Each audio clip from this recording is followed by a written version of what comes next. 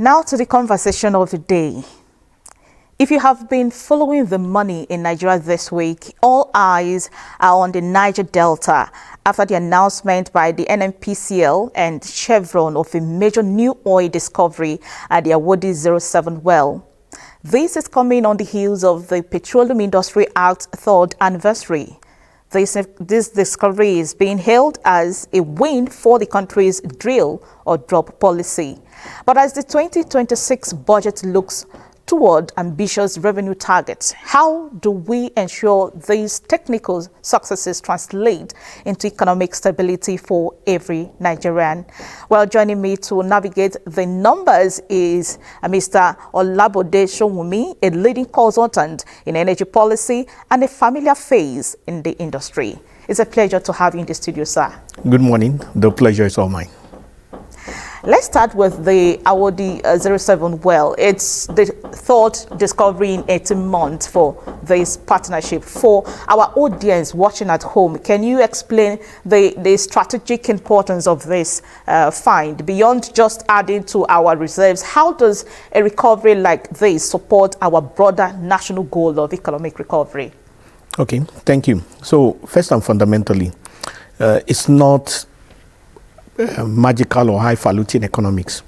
What has happened is that the government seeks to increase its revenue base.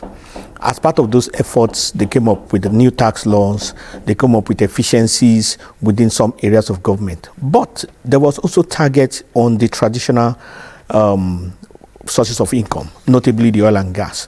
You will recall that when Engineer Julari came on board, he was given a target to increase the oil finds, to increase oil revenues. And one of the things that he did was to ensure that existing framework that were moribund will start working. But he also had meetings with the oil majors to ensure that where they had not been investing, which is very critical, they had not been investing in terms of drilling operations for more than 10 years, since the early days of the discussions on the petroleum industry bill. So basically, there was encouragement with them.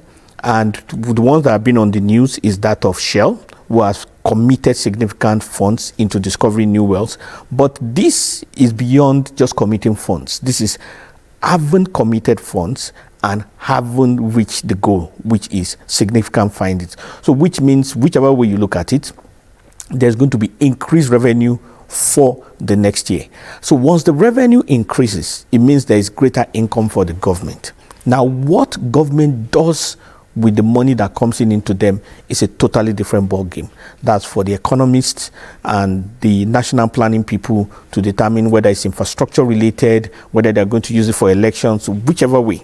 But for us who are technical, who are energy focused, economics and all that, the focus is on the impact it has on the industry, the capacity for it to increase industry growth, to expand the industry, to attract new people, to attract new businesses, and to ensure that it impacts the daily lives of people. At a time Nigeria is pushing for economic diversification, is celebrating this new oil discovery not contradictory?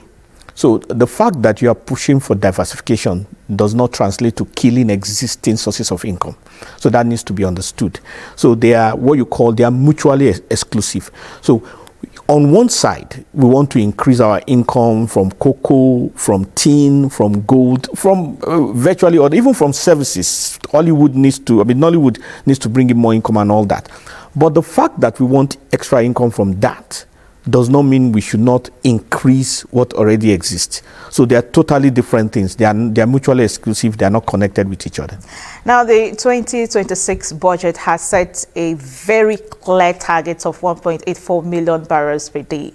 We have seen production figures hovering around 1.6 to 1.7 million recently. How instrumental new assets like the Awodi well helping us bridge that gap, and what else needs to happen on the ground to ensure we hit those revenue benchmarks consistently? Obviously, new discoveries means additional barrels to the fold. So that speaks for itself. But we also need to understand that some of our issues are self-caused. As at when the Jonathan administration was on ground, there was a point in time when we were doing 2 million barrels per day.